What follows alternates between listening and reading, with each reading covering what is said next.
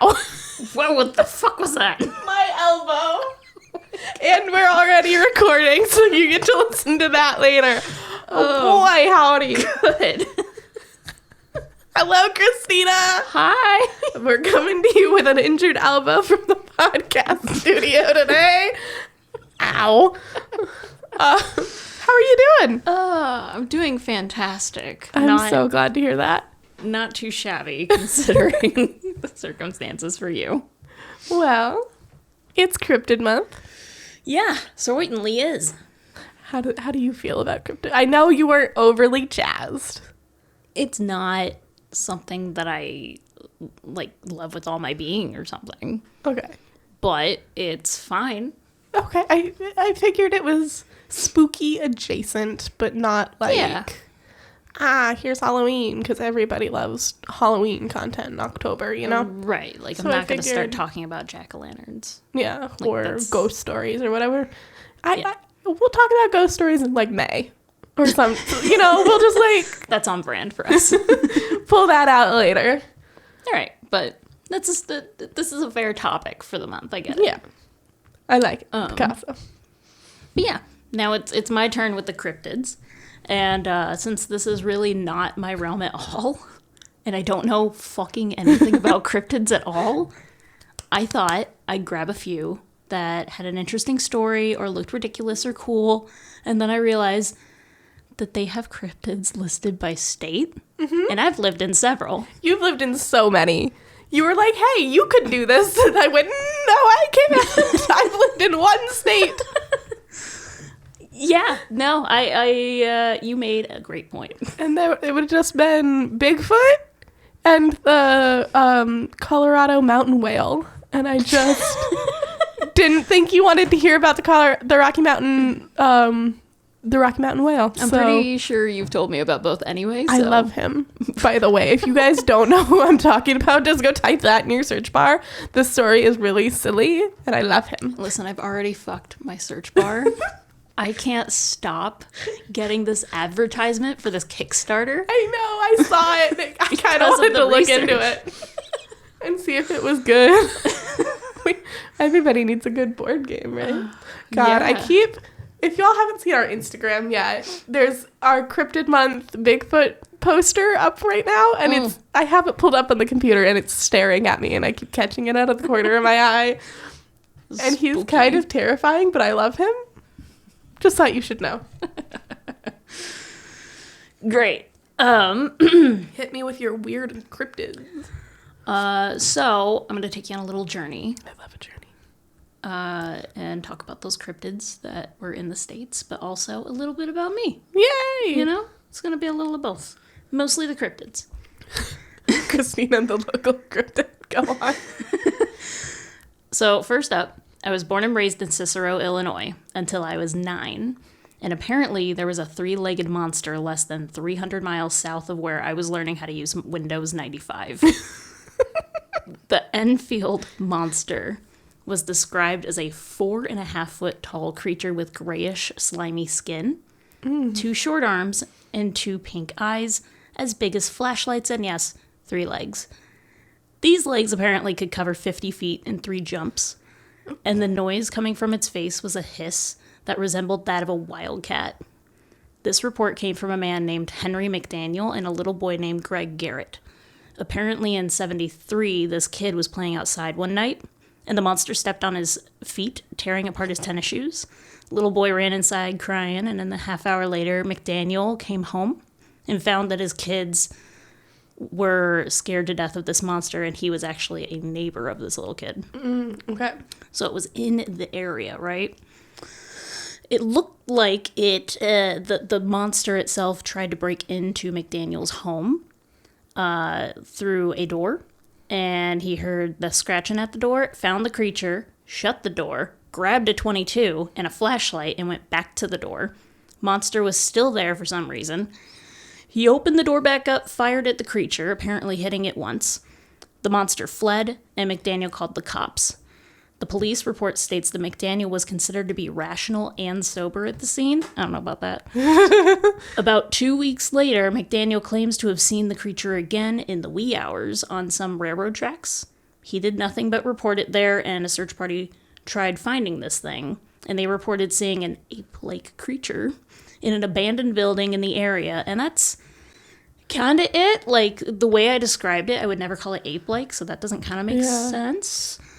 Enfield actually found itself becoming super popular, so, going back to your topic with the whole tourism thing, it got really, really popular, and the local authorities were like, oh no, people are coming, but they're also trigger happy. Oh no. Yeah, so they were like, please don't shoot people or like anything that just moves in the woods, because that could be a pet or livestock or something, so don't do that. Yeah, that sounds rough, man. Yup. So there's still no conclusive evidence that this monster exists, so who knows? Whatever the hell that was. That fever dream McDaniel had. As much as I love, like, the big cryptids, Mothman, Bigfoot, the Jersey Devil, all that. Yeah. And how the Goat Man, like, all of them, right? Yeah. As much as I love these big, widespread stories, I love a local cryptid. I love, like, you wouldn't know unless you're from there type deal. Yeah. So good. Okay, hit me with the next one. So moving on, literally... we moved in 2000 from city life to the country. We went to Troy, Indiana, or around there anyway. Yeah. My parents got their current place closer to Santa Claus, Indiana, after we helped my grandpa with his neglected land and house for a couple years. And both of these places are actually closer to Enfield than I was in Cicero, which is kind of funny. It's also funny that this next one was in Indiana, but it was closer in distance to when I was in Cicero. Okay. So we got a little switch up there. There's a small lake near Churubusco, Indiana, and apparently there's a monster in it. Apparently. It's a giant snapping turtle. Oh, I love that. Weighing over 500 pounds and measuring 6 feet across, even though they never caught the damn thing, so there's no way we would have any measurements. But whatever. The reports of this turtle date back to 1898, when a farmer claims to have seen it and tried to catch it. He failed. Then in 1948, 2 fishermen were fishing on the lake that was named after that original farmer. And these fishermen and another farmer named Harris and a bunch of others claimed that they saw this beast make another appearance. The media heard about it, flocked in to try and, try their luck at actually seeing this thing, and they called it the Beast of Busco. Harris made many attempts to catch this turtle. They used nets, hooks, traps. They partially drained the lake. Nothing had worked. Yeah, they tried really, really hard. And it was suggested that they try using a diving team, but some technical difficulties stopped them, and then they just never ended up doing it. So people stopped trying to find this beast after a certain point. It was not seen again. However, it became part of the local culture, and there's books, there's songs, movies, and festivals all in celebration of this beast. So every year in June, the town celebrates Turtle Days, which is this carnival. It's in honor of the creature. There's statues, signs, souvenirs that feature the famed turtle, and that's the Beast of Busco. I love that.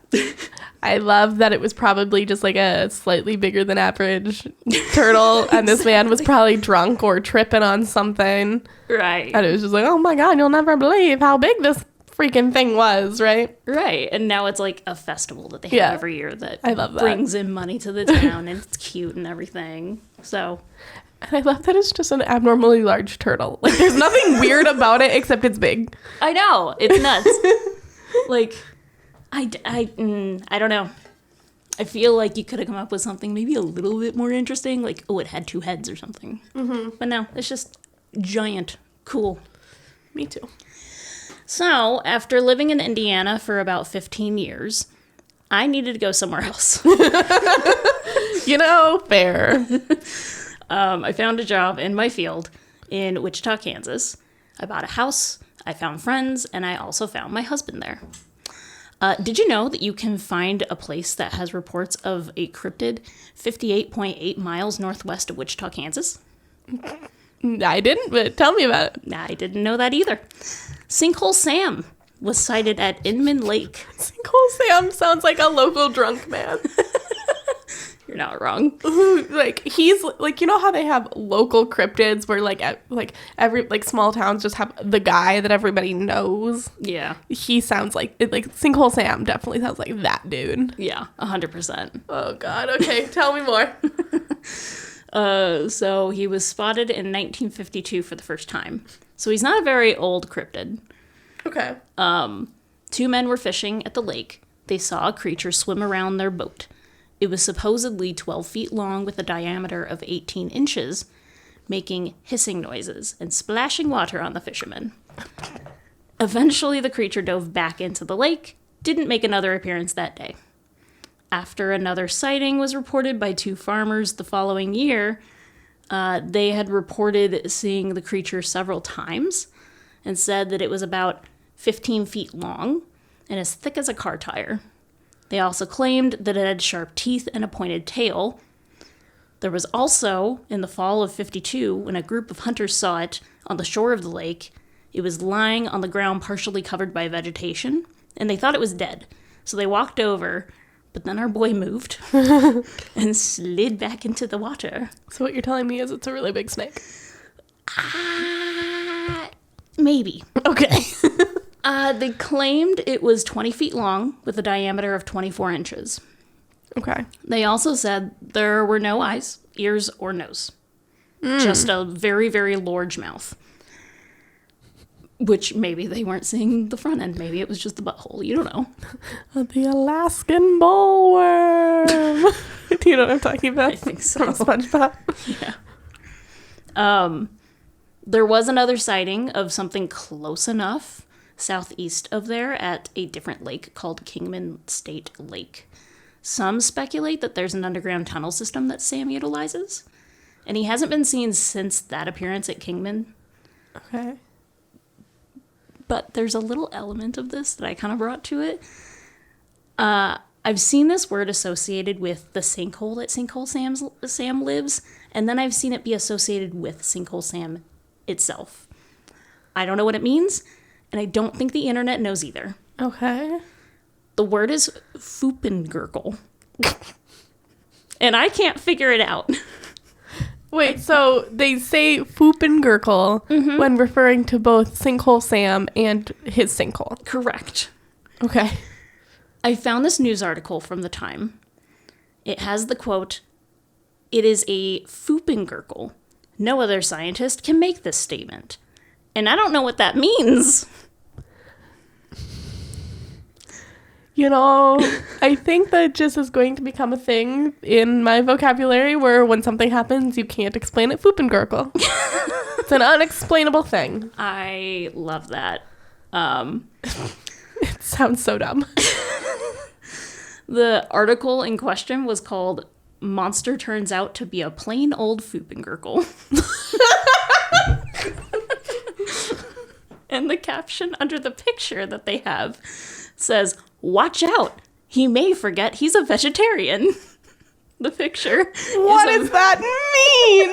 The picture is of a man on a bridge getting bit on the ass and seemingly dragged into the water by a huge snake.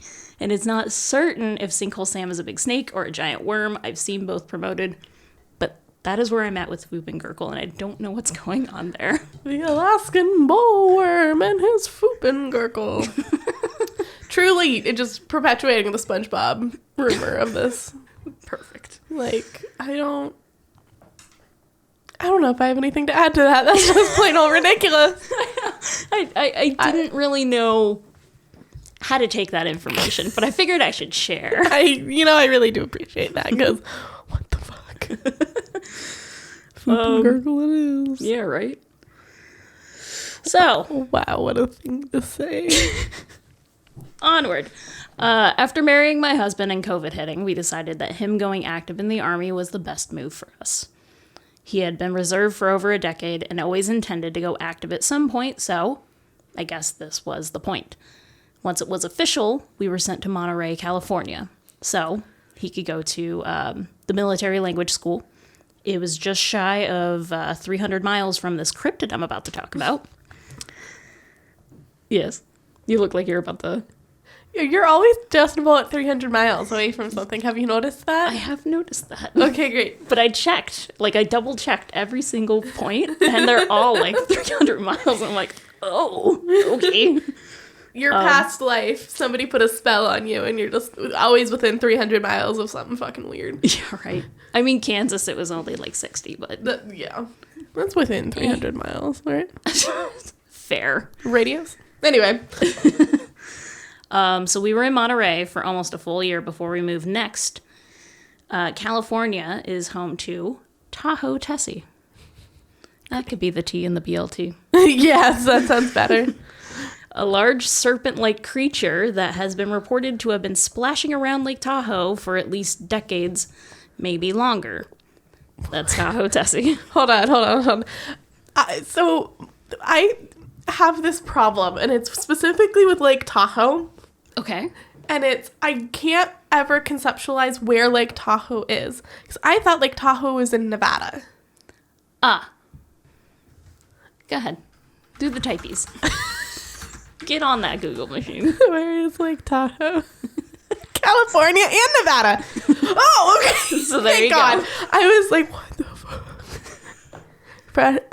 Lake Tahoe is a freshwater lake in Sierra Nevada of the western United States, straddling the border between California and Nevada. Okay, so Lake Tahoe is fucking gigantic. Mm-hmm. Is what I'm coming to understand. Yeah, big old boy. Don't ask me why I know what Lake Tahoe is, but I feel like a lot of people know what Lake Tahoe is. I didn't until somewhat recently, actually. Oh, okay. Well, it took Jeremy Renner almost getting crushed by a fucking snowplow for me to figure out what Lake Tahoe is. Because it happened outside his home near Lake Tahoe. oh, okay. And that's why I found out what that was. Oh, of course that was the reason. I can't help that I'm kind of dumb. That's not what I was saying at all. No, I know. That's not what you're saying. That's what I'm saying. I can't help that I'm a little dumb, but I somehow come across information in the weirdest fucking way possible. You certainly do. Like, you would have thought I would have learned about Lake Tahoe during, like, geography class or something. And maybe I did.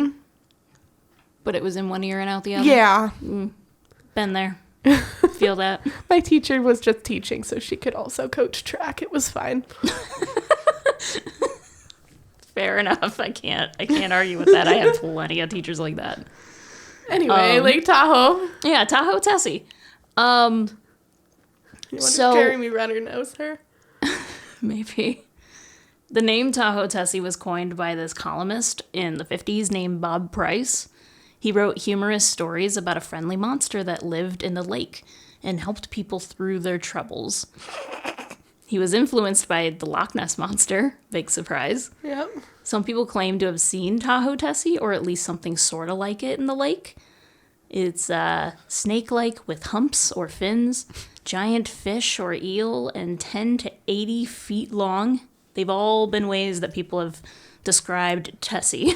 10 to 80 feet is a really big discrepancy. It 100% is. That is 70 feet's worth of discrepancy. Do you know how big 70 feet is? Insane. I was going to say, do I need to convert that for our out of the U.S. listeners? But we don't have any of those. It's so many basketball players.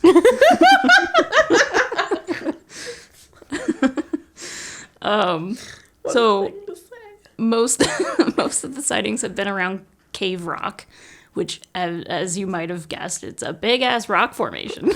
I thought it was a cave. Conveniently by a cave. Okay. People believe Tessie has an underwater tunnel that they utilize, like our other friend Sinkhole Sam. Many think that Tessie is a prehistoric creature that somehow survived, but scientists essentially said that doesn't make any goddamn sense. Tahoe froze over in the last ice age, and the likelihood that anything survived is very slim. Like super duper insanely slim. Lake Tahoe is very deep and dark, and it hasn't all been explored, so there are plenty of things down there that we don't know about. So anything could be possible, but probably not Tessie. Call your sister. She'll figure it out. That's where all of the research, like the next 50 years of her life fuck is just the fish. dedicated to Fuck the fish. Go to find Tessie. Oh, God. But yeah, like my theory about Tahoe Tessie is literally that Bob Price made Tessie. Mm-hmm. And people thought it was real. Like, it's like if I said, Spider-Man's definitely fucking real. I've seen him.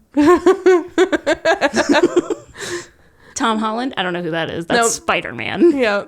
You know, like Tahoe Tessie can't be real. Here's my hot take. Give me that. Tahoe Tessie and Sinkhole Sam, lovers. They're Beautiful. going to procreate and make the next. Or is Tahoe Tessie is the offspring of Sinkhole Sam and something else? Maybe. Because it is so but new. Either way, they're related, right? Oh, yeah. They gotta be. They gotta be. The big worms. Big worms. Worms with an O, not with an E. Because isn't a worm with an E like a mythological creature? Maybe it is a worm with an E. I don't know. I don't know. We're gonna move on. Great. This is gonna be the last state that we're gonna be in before we move to South Korea. Great. Arizona. Yes. We moved there so that my husband could go to a different school for his job in the military. So many schools. I know, right? Who knew that the military was just school? Not me. Like, literally, that was what my... Jake, I think, since we've been together, has been to, like, 4 or 5 different schools. And this was after he already went through basic and AIT. I met him when he was already established. And he's still gone to, like, 5 schools. I'm like, oh! Well, anyway, sorry. Go on. We had to marry MI, guys. Arizona. So we stayed there close to the same amount of time as California, almost a year. We lived in Sierra Vista. It's a little less than 300 miles south of the Mogollon Rim. That's the home to the last cryptid on this list, the Mogollon Monster. And I don't know if I'm saying that right, okay. but that's the way I'm going to say it. Great. It's known as Arizona's Bigfoot, since it shares many similarities with the more well-known cryptid. The Mogollon Monster has basically the same features. Looks like a giant bipedal ape with brownish fur, red eyes. It's nocturnal, omnivorous, territorial, and can be violent. Large feetsies, inhuman strides, and wild noises are all associated with this creature. It can mimic birds, coyotes, other wildlife, and can emit unusual whistle sounds. Me too. It will explore campsites after dark, build nests out of pine needles, twigs, and leaves. It hurls stones from hidden locations, decapitate deer and other animals before eating them, and has a very distinct blood-curdling scream, which sounds a lot like a woman in distress. And if you're thinking to yourself, wow, that sounds a lot like descriptors that you would, associate with, like, Bigfoot, but also a Wendigo and also a Skinwalker, I think they just kind of took all 3 of those and mashed them together and made a monster. If you don't know what the other 2 are, or any of those are, do your own research. I did enough. I don't think, as 2 white women, we should be the ones educating you on skinwalkers and wendigos. Right, and, like, it's Arizona. There's a lot of Native American culture involved in the area, so I can, that's what I assume, is they just kind of took things on YouTube wherever they could find it. Get on YouTube, guys. There's so much out there. That's the whole point of the watering hole. We're going to bring you we're going to give you a little bit of information, and you can scurry off with it and figure out more if you want to. Right. Anyway, so these things could have influenced the Mogollon Monster story, is all I'm getting at. Right. The Mogollon Rim is actually pretty large. It's around 2,000 feet high, and it spans 200 miles across Arizona and New Mexico. Okay. It's not really somewhere where you want to be caught while you're in the Arizona heat, and you have a potential threat with no easy way out. So I can understand why your brain might play some tricks on you. The oldest sighting is from I.W. Stevens in 1903 at the Grand Canyon, which is actually about 70 miles northwest of the edge of where the rim is located, so not exactly the same place, but I get it. So he saw this creature with long white hair and a matted beard that reached to his knees with no clothing and claws, which is not how I described this guy earlier. No. So I don't know how they think that is the same guy. This sounds like just a random man raised by wolves or something.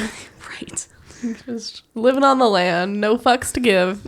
Yeah, except for the fact that he found this monster drinking the blood of 2 cougars. So my point stands. Okay. my statement, I'm going with this just crazy old man. That's, you know what, fair. Because he also threatened Stevens with a club and screamed. Me too. So there was that. Another sighting. Get away from my cougars. Another sighting in the mid-40s with some dude. He was on a Boy Scout trip where he just... Sorry. It always comes back. It always comes back. He described seeing a huge creature with deep-set eyes and a face without hair, except on the sides, the chest, and shoulders, and arms. And those in particular were massive. The hands were larger than humans, and it apparently smelled like dead peat moss, which I don't know anybody that knows what that smells like. Then the creature walked into the forest without doing anything. Scientists like, fuck you, bye. Right. Scientists have gone out after a bunch of other sightings, and no conclusive evidence to show for it. That monster doesn't exist. That's it. That's literally all I got. And then we came to South Korea, and they don't really have much in the way of cryptids here. They don't. But Japan has like 4 different versions of Bigfoot, and that kills me. They have like 3 different versions of Mothman. Oh, of Mothman. That's what it is. That's what it is. It's wild. I love that so much. So, all of that to say, I don't think I believe that cryptids exist any more now than I did when I started this research. You know, that's perfectly fair. I just think it's funny that you always end up within 300 miles of one. So when you move home, maybe take a little road trip. I guess so. That's terrifying to think. I'm just going to go on a road trip just to see if I could see a big ape in the vastness that is Arizona. You know, that's fair. I mean, you could take a trip out, try and go see the big worm. What if we one that thinks it's a vegetarian? Yeah. What if we just take the town and push it over there? Please, have you seen that episode of SpongeBob? You've shown me that scene. Oh, okay. I'm so glad. The Alaskan bullworm. So I don't have a conclusion here. Here's the thing. Believe what you want. But so far, everything that I've seen that involves cryptids can easily be explained. Oh, yeah. I still love them. Okay. I'm happy you enjoy them. You should like things. But go support a local small town. Yeah. Give them your money. Yeah. Go buy a turtle from Busco. Mm-hmm. Churubusco, I believe it's called in Indiana. Go to any of the things in Colorado, Point Pleasant, West Virginia. There's so many different things. Just don't go to Enfield, Illinois, because, you know, they had that problem with people shooting random things. So yeah, don't do that. I mean, if you do, wear reflective gear, you know. Be just safe. It's just like hunting season anywhere in the country. Just be an orange magnet. I'm here. I'm looking for the guy. What's it called? Oh, fuck. Oh, fuck. Enfield Monster. Yeah, I'm looking for the monster. Does he have 3 legs or 4? 4? No. The wrong guy. Does he look slimy? That one's for me. Ew. With that, I think that's the episode. Happy Cryptid Month, and we will see you next month for Aviation Month. Hey. I'm so excited. I'm happy for you. I'm so excited. And I just can't hide it. Let's not get copyrighted. Yeah. Okay. Have a wonderful week. Love you. Bye. Love you. Bye.